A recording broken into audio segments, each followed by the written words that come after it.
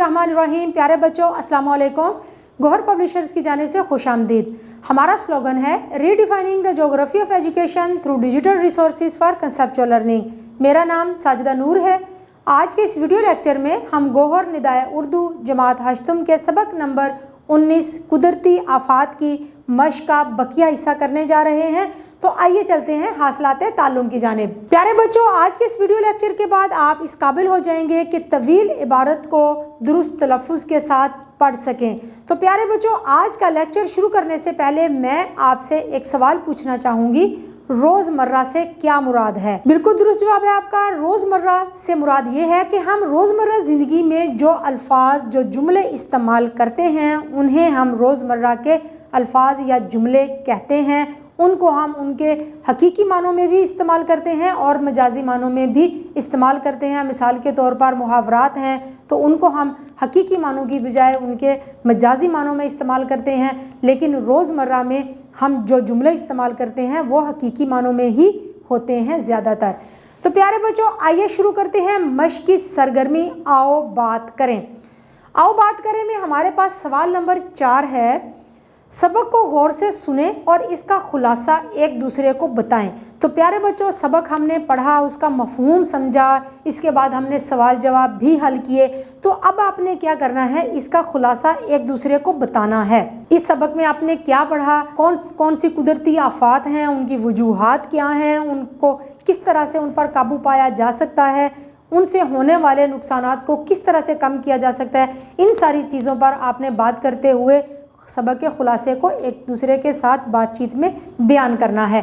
तो ये अमली सरगर्मी है, ये अमली सरगर्मी आप खुद सर अंजाम देंगे।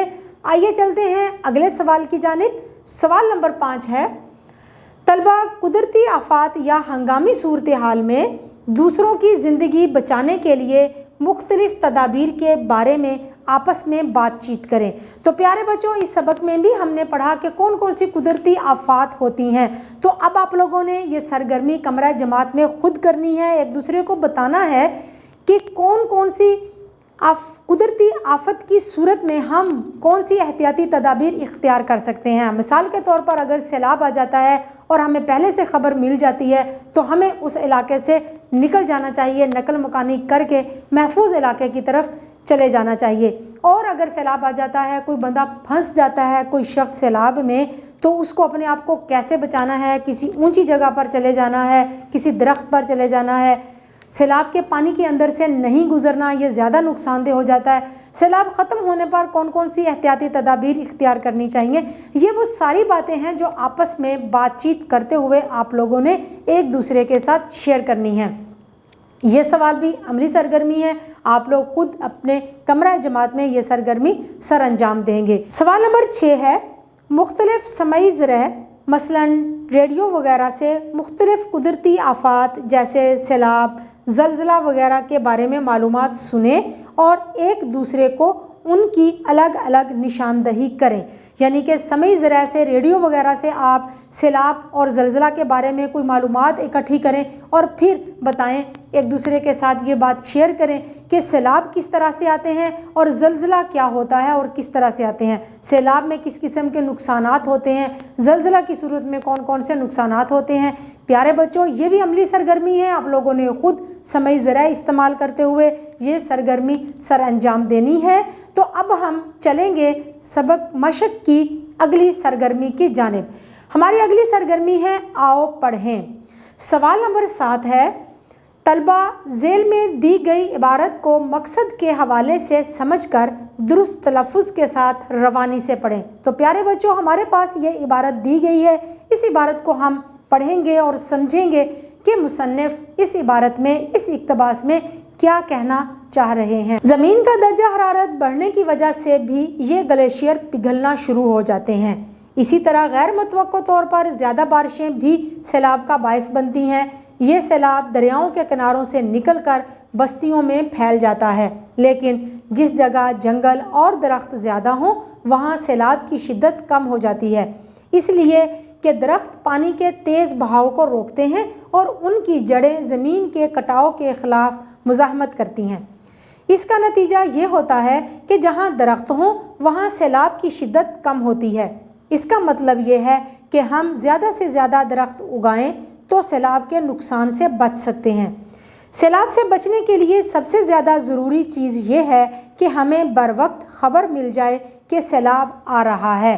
تو پیارے بچوں، یہ اقتباس آپ نے پڑھا، اس میں ہمیں زیادہ سے زیادہ درخت لگانے کی افادیت کے بارے میں بتایا جا رہا ہے، جو سیلاب کو روکنے کا، سیلاب کے نقصانات کو کم سے کم کرنے کا باعث بنتے ہیں۔ تو پیارے بچوں، ہماری اگلی سرگرمی جو اب ہم کریں گے وہ ہے آؤ سبق کا خلاصہ اپنے الفاظ میں لکھیں۔ تو پیارے بچوں، آئیے لکھتے ہیں سبق کا خلاصہ۔ اللہ تعالیٰ نے انسان کو بے شمار نعمتیں ایک نظام کے تحت عطا کی ہیں۔ کائنات کے سارے نظام ایک توازن کے ساتھ خود کار طریقے سے چلتے ہیں۔ انسان کی اپنی غلطی سے یا قدرت کی طرف سے جب کوئی نظام خراب ہوتا ہے تو انسان کو نقصان کا سامنا کرنا پڑتا ہے، یعنی سیلاب، زلزلہ، سونامی، طوفان وغیرہ۔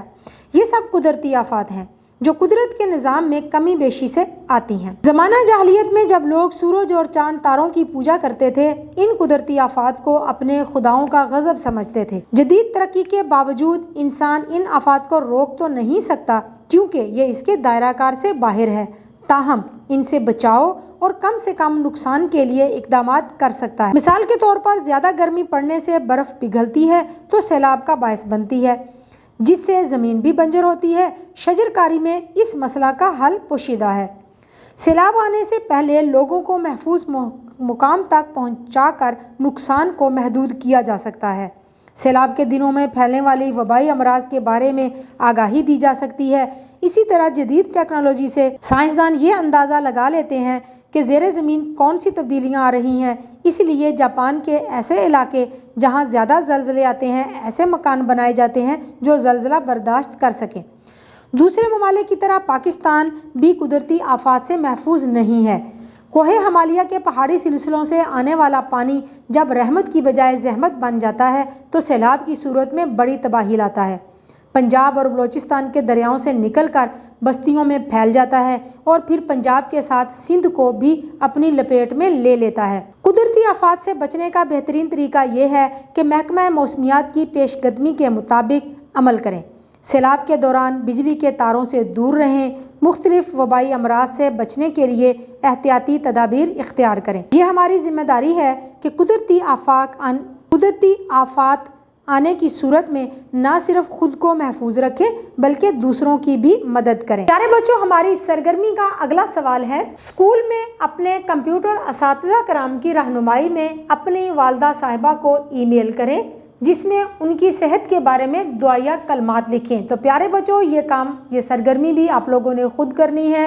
آپ نے اپنی والدہ کو ای میل لکھنی ہے اپنے کمپیوٹر اساتذہ کی رہنمائی میں بیٹھ کر۔ تو یہ کام آپ اپنے اسکول میں خود سر انجام دیں گے۔ پیارے بچوں، ہماری اگلی سرگرمی جو اب ہم فوائد میں جو ہم آج پڑھنے جا رہے ہیں وہ ہے روزمرہ کے لحاظ سے غلط جملوں کی تصحیح، یعنی کہ روزمرہ زندگی میں ہم جو جملے بولتے ہیں ان میں سے کچھ جملے ایسے بھی ہوتے ہیں جو ہم غلط بولتے ہیں۔ وہ جملے درست کس طرح سے ہیں، آئیے دیکھتے ہیں کہ کیسے۔ پیارے بچوں، آپ اپنی سکرین پر دیکھ سکتے ہیں روزمرہ کی تعریف ہے کہ اہل زبان کی بول چال جس کے خلاف بولنا فصاحت کے خلاف ہو روزمرہ کہلاتا ہے۔ جیسے آئے دن کی بجائے آئے روز بولنے سے معنی تو تبدیل نہیں ہوتے، لیکن اہل زبان اس طرح نہیں بولتے۔ تو ہم نے وہی زبان بولنی ہے جو اہل زبان بولا کرتے ہیں، جو ہماری زبان کے قوانین ہیں، قواعد ہیں، اس کے مطابق ہم نے اس زبان کو بولنا ہے۔ تو پیارے بچوں، یہاں پر ہم دیکھ سکتے ہیں کالم الف میں کچھ جملے ہیں کہ رابعہ یہ خبر سن کر ہکی بکی رہ گئی۔ یہ جملہ غلط ہے، ہکی بکی نہیں بلکہ ہکا بکا رہ گئی ہوگا۔ مونس دیکھ کر رابعہ کیونکہ مونس ہے تو اس کے ساتھ ہکی بکی لگا دیا، یہ غلط ہے۔ اہل زبان کی روح سے ہکا بکا ہی ہوگا، چاہے وہ مونس ہو چاہے وہ مذکر ہو۔ اگلے جملے میں دیکھیں، تمہارے منہ میں گھی اور گڑ۔ اب یہاں پر گڑ نہیں بلکہ شکر آئے گا، حالانکہ گڑ بھی میٹھا ہی ہوتا ہے، لیکن کیونکہ اہل زبان روزمرہ میں گھی اور شکر استعمال کیا کرتے تھے تو ہم نے بھی اسی کے مطابق گھی اور شکر کا ہی استعمال کرنا ہے۔ تو پیارے بچوں، امید ہے آپ کو روزمرہ کی سمجھ تو آ گئی ہوگی۔ آئیے دیکھتے ہیں اس سے متعلق اب کون سا سوال ہے جو ہم نے حل کرنا ہے۔ ذیل में दिए गए जुमलों को रोज़मर्रा के लिहाज से दुरुस्त करके दोबारा लिखिए। तो प्यारे बच्चों, हमारे पास कुछ जुमले गलत दिए गए हैं, उनको हमने दुरुस्त करके लिखना है। आइए देखते हैं। तेज़ बारिश बरस रही है। हालांकि बारिश बरसती ही है, लेकिन इस जुमले को हम ऐसे नहीं बोलेंगे, बल्कि हम कहेंगे तेज़ बारिश हो रही है। अगला जुमला है शाजिया अच्छी गाती है। शाजिया मोनस है, उसके साथ अच्छी ही आना चाहिए, लेकिन नहीं, अहले ज़ुबान की रूह से यहाँ पर आएगा अच्छा गाती है। शाजिया अच्छा गाती है। मेरे को तंग ना करें, ये जुमला गलत है। इसकी बजाय हम दुरुस्त जुमला लिखेंगे मुझे तंग ना करें। दोनों गेंदों में 15-20 का फ़र्क है। 15-20 रोज़मर्रा ज़िंदगी में रोज़मर्रा के तौर पर हम इस्तेमाल नहीं करते। अहले ज़ुबान 19-20 का लफ्ज़ इस्तेमाल करते हैं। तो यहाँ पर हम लिखेंगे दोनों गेंदों में 19-20 का फ़र्क है। जाहिद दिन ब दिन कमज़ोर होता जा रहा है। यहाँ दिन ब दिन का मतलब भी रोज़ बरोज़ ही है, लेकिन अहले ज़ुबान की रूह से हम यहाँ दिन ब दिन की बजाय रोज़ बरोज़ का इस्तेमाल करेंगे। तो इस तरह से सही जुमला होगा जाहिद रोज़ बरोज़ कमज़ोर होता जा रहा है। प्यारे बच्चों, उम्मीद है कि आपको आज का ये वीडियो लेक्चर बहुत अच्छी तरह से समझ आ गया होगा। अपने सबक को दोहराना मत भूलिएगा। इंशाल्लाह अगली वीडियो में अगले लेक्चर के साथ फिर मिलेंगे। तब तक के लिए अल्लाह हाफिज़।